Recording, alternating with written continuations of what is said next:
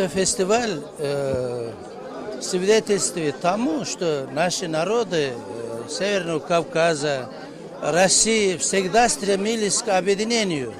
Но для этого есть разные пути. А сегодня то, что выбрано творческим, через творчество, через культуру, через историю, это великолепная форма, еще раз доказывающая, что наши народы никогда разъединяться не хотели и всегда стремились к объединению.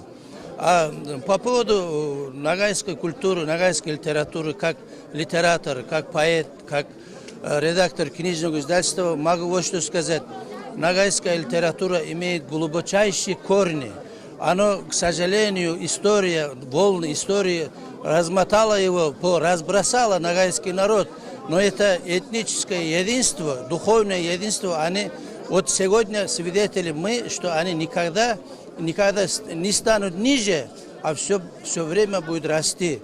Я приветствую такие форумы и думаю, что это прекрасное начало. Это, я думаю, в таком масштабе впервые проводится на этот раз ногайский этнос соединяет нас. А я кумык, я говорю всегда дважды нагаец, потому что когда кумыки поют, нагайцы понимают. Когда нагайцы поют, мы трижды понимаем. Это, к сожалению, глубокие корни, начиная с Эдигея. Вот последнее поколение нагайцев, они потеряли талантливых людей, молодых талантливых людей. Но это не от нас зависит. А так, если сказать, древнейшие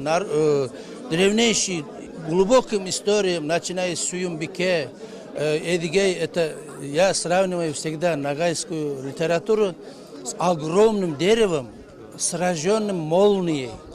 Молнией сраженное дерево. Хотя ветки обгорели кое-где исторически, но корни никогда не даст высохнуть этому дереву. Я желаю дальнейшего процветания этому дереву.